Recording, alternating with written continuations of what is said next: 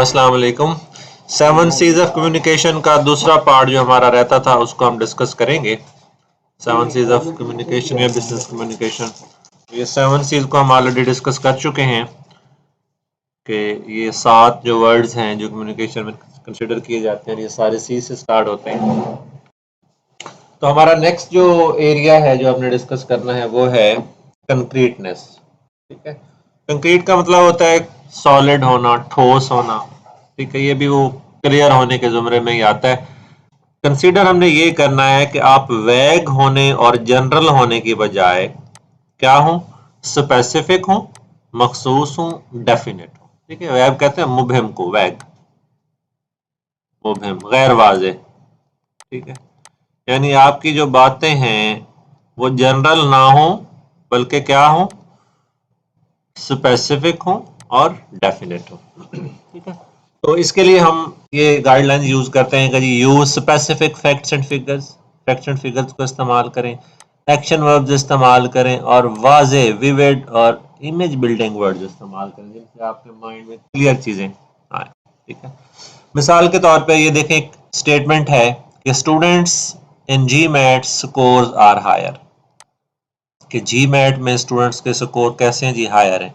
अब ये बड़ी वैग और जनरल और इनडेफिनेट स्टेटमेंट है। ठीक है, हम इसको क्लियर कैसे करते हैं? In 1996 the GMAT score average 600, in 1997 they had risen to 610।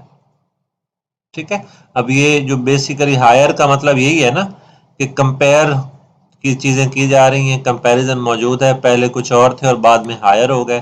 तो ये यहाँ पे देखें वो बात वाज़ेह कर दी गई। ठीक है, तो use active words, active verbs इस्तेमाल करें, एक्शन वर्ब्स इस्तेमाल करें। ठीक है, ताकि आपकी चीजें जो है वो क्लियर रहें। अच्छा जी, अब ये देखें, एक ब्लेंडेड इमेज है कि this is a long letter.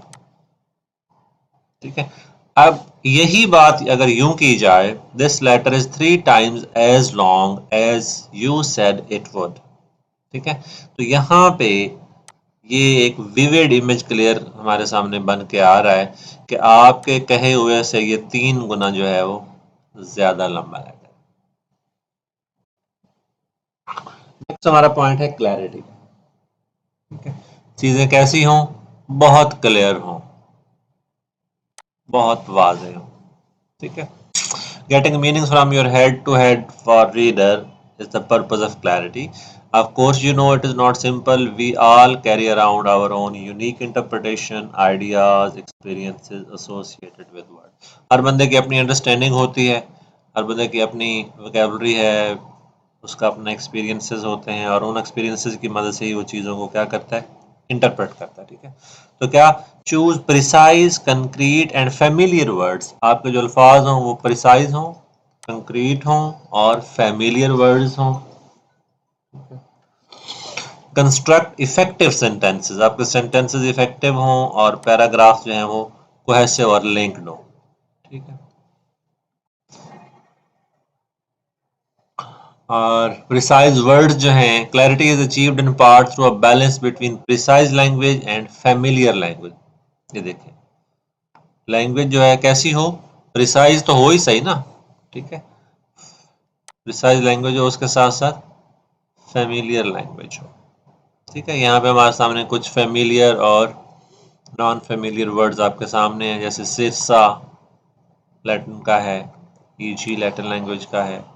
ठीक है, सब्सीक्वेंट ये एक वाज़ेह लफ्ज़ है, डोमिसाइल एक क्लियर एक्सप्रेशन है। ठीक है, तो ये आप जो है वर्ड्स की चॉइस कैसी रखें, ऐसी रखें जो फेमिलियर हो। ठीक है, अब ये सिरसा जो है ये एक नॉर्मली इस्तेमाल होने वाला वर्ड नहीं है।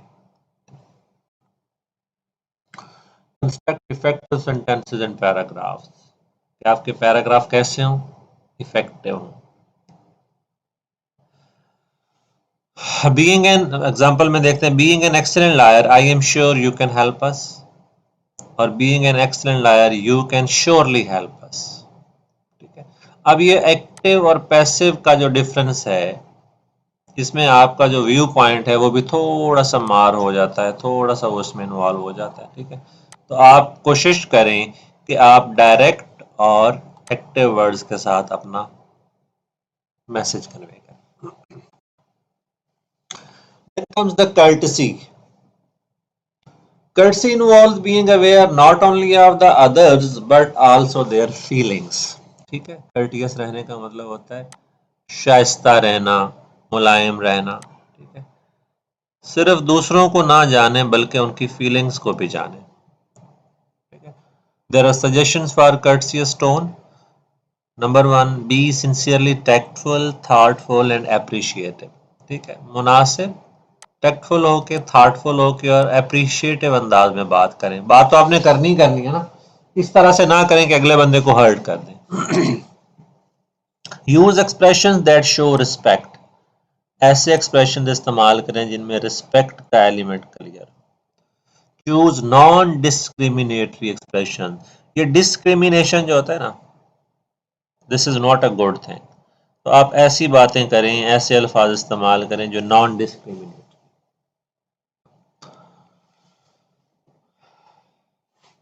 यहाँ पे फिर हमारे सामने कुछ एग्जाम्पल हैं। ठीक है, if you write in a stupid letter, I can't understand any of it.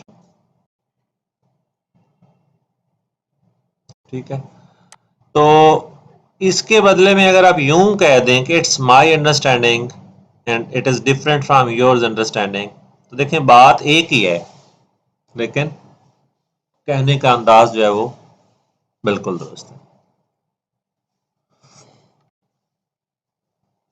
Use expression that show respect. Respect जो है उसका एलिमेंट सामने रखें। कोई ऐसा मैसेज ना कन्वे हो जिससे अगले बंदे को नागवारी गुजरे, वो इरिटेट हो। ठीक है, मुनासिब मुनासिब अल्फाज जो है ना, इस तरह के जो पेनफुल अल्फाज हैं उनको अवॉइड किया जाए तो ये ज़्यादा बेहतर है। नॉन डिस्क्रिमिनेटरी एक्सप्रेशन क्या होते हैं? नॉन डिस्क्रिमिनेटरी एक्सप्रेशन ये होते हैं कि आप लोगों के बीच में डिस्क्रिमिनेशन जो है ना, खासतौर पे आप जहाँ पे जूनियर्स हैं, वर्किंग स्टाफ है, ठीक है, उनके साथ डिस्क्रिमिनेटरी जो है ना वो ना। ठीक है, लाइक हमारे पास यहाँ एक वर्ड है फ्रेशमैन। ठीक है, न्यू स्टूडेंट को कहते हैं, फर्स्ट ईयर के स्टूडेंट्स को कहते हैं। ठीक है, मैन पावर और उसके parallel workers, employees, work force personnel. ठीक है, इस तरह के जो है ना अल्फाज ये ज़्यादा सूटेबल रहते हैं। Then come the correctness. Correctness of the message का मतलब ये है कि जो बात कन्वे कर रहे हैं वो वैसे ही करेक्ट है जैसे आपके माइंड में है। ठीक है, यानी कि उसमें ग्रामेटिकल मिस्टेक्स नहीं है, स्पेलिंग मिस्टेक्स नहीं है, पंक्चुएशन के मिस्टेक्स नहीं है। ठीक है, however a message may be perfect grammatically and mechanically but still insult or lose a customer. The correctness as applied to business message also mean the following characteristics. क्या? Use right level of language, check the accuracy of facts, figures and the words. ठीक है, maintain acceptable with mechanics. Writing mechanics जो हैं, ये जी में थोड़ा सा gap आ गया कि जो राइटिंग मैकेनिक्स हैं यानी जो टेक्निक्स आप यूज़ करें वो एक्सेप्टेबल हो। ठीक है, और उसमें कुछ गलत चीज़ ना हो, फैक्ट्स एंड फिगर दुरुस्त हो। आपने कोई ईयर गलत लिख दिया, that will be bad image. अच्छा जी, right level of language. Informal language is more characteristics of business writing, even more so if writing occurs in an email message. ठीक है, अब ये देखें यहाँ पे हमारे पास दो अलग अलग बॉक्स हैं। ठीक है, दोनों में वर्ड्स की जो चॉइस है वो देखें कैसी है। ठीक है, ज्वाइन और पार्टिसिपेट, प्रोक्योर और गेट, और एंडीवर और try, all are having the similar meanings. ठीक है, पार्टिसिपेट और ज्वाइन का सेम मीनिंग है, प्रोक्योर और गेट का, एंडेवर और ट्राई का, लेकिन ये कंपैरेटिवली ये ग्रुप जो है ये लेस फॉर्मल है और ये ग्रुप जो है ये मोर फॉर्मल है। इस तरह से अपनी फैक्ट्स एंड फिगर्स और वर्ड्स की एक्यूरेसी चेक करें, कोई ऐसा गलत लफ्ज ना लिख दें कि जिसके मीनिंग्स कुछ और हो सकते हों। ठीक है, ईयर्स, फिगर्स, डाटा, डेट्स, इनकी एक्यूरेसी। आपने अक्सर देखा होगा कि फेसबुक पे इस तरह के या सोशल मीडिया पे ऐसे होती हैं कि तस्वीरें गलत पोस्ट कर दी, फिर बाद में माफ़ी मांग रहे होते हैं, ठीक है, वगैरह वगैरह। So this is all about the 7 C's of business communication. Yeah, 7 C's of communication. Hope you have understood the things and enjoyed it. Your questions are welcome. Thank you very much. Allah Hafiz.